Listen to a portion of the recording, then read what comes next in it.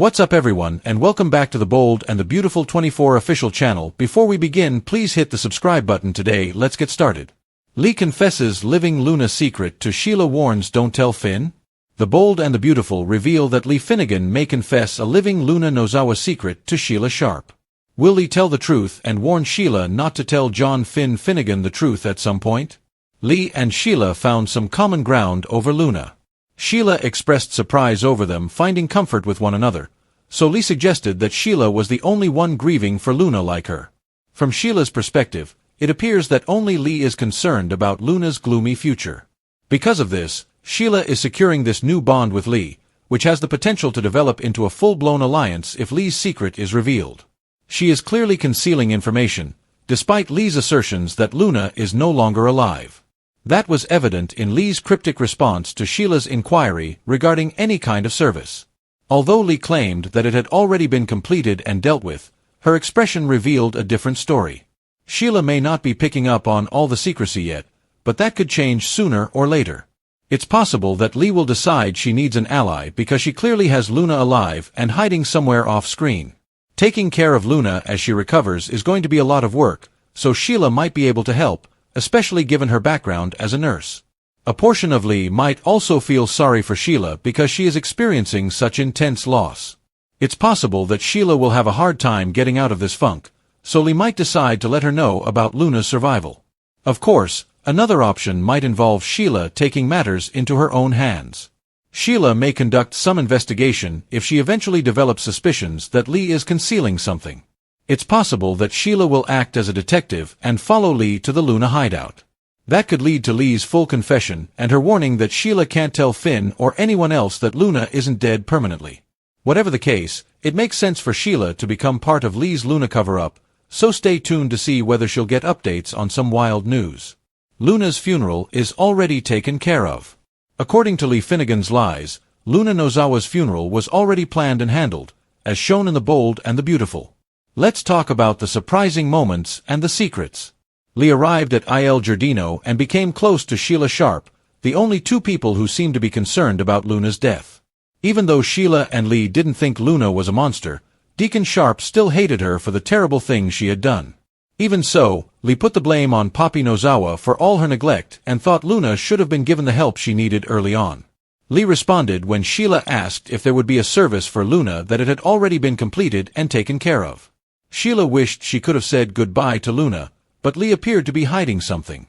Fans should keep an eye out for BNB's shocking reveal that Luna is still alive in the upcoming episodes because all of this is leading up to it. In the meantime, let's talk about Eric Forrester and a promotional video he showed Brooke Logan and Ridge Forrester in Tuesday's show. Brooke acknowledged that it brought back both happy and sad memories due to the emphasis it placed on Italy and previous Forrester designs. This time around, Italy wouldn't be the same because Ridge was with Taylor Hayes rather than Brooke. Ridge objected and stated that he was not invited on their business trip when Brooke mentioned the possibility of Nick joining them in Naples. In the end, Eric alone cornered Ridge to warn him that he might lose Brooke to Nick if he didn't get back together with his true love. Nick turned on the charm when he saw Brooke in the design office and raved about everything he wanted to show her in Naples. Nick stroked Brooke's arm as he seductively described building a boat and said he wanted to take her out on the water. Later, Brooke rejoined Ridge and pointed out that she might have a better time on this Italy trip if Nick were there. Since Ridge moved on with Taylor, Brooke didn't see why she shouldn't do the same with Nick. Ridge acted like he had no problem with Brooke moving on, he just didn't think Nick was the man for her. Ridge felt betrayed by Brooke's appointment as CEO during the takeover, so she eventually brought up the misunderstanding that brought them here. Now all that was over, so Brooke was willing to forgive everything that happened with Taylor if Ridge would just come back to her. Unless Brooke gave Ridge a last chance, she would have taken Nick to Italy. According to the Bold and the Beautiful, Ridge, Brooke, and Nick are going to be in a love triangle in Naples, so keep an eye out for updates on the exciting romantic news. Lee Finnegan had spent weeks hiding from the world, buried under grief and guilt, but it wasn't for the reasons everyone believed. On the surface, she played Luna Nozawa, her brilliant but troubled niece who was believed to have died in a terrible accident. She was portrayed as a grieving aunt. But beneath that cold and steely exterior, Lee was harboring a secret so explosive it could shatter lives and rewrite the story of Luna's so-called death. Luna was alive. Hidden, broken, barely conscious at times, but breathing, and Lee was keeping her survival under wraps from everyone, including Luna's devastated mother Poppy Nozawa, and even Lee's own son, Dr. John Finnegan. However, the day Sheila Carter entered Il Giardino and sat across from Lee, their mutual disdain was temporarily tempered by an unanticipated commonality: their love for Luna. To Lee's surprise, Sheila was truly grieving and not causing chaos for once. That was the armor's crack. That was the beginning of a very twisted, dangerous alliance that neither woman saw coming, but that might become the only thing keeping the Luna secret from exploding into public view. When Sheila asked about the funeral, her voice actually trembled. Existed a service? Something to say goodbye? She asked, eyes glossy with unshed tears. It was already done, Lee replied in a sharp, curt, and suspiciously prepared manner. Handled. She faltered, however, as soon as those words left her mouth. A flicker in her eyes, a twitch in her lip. Sheila saw it. And while she didn't say anything right away, the seed had been planted.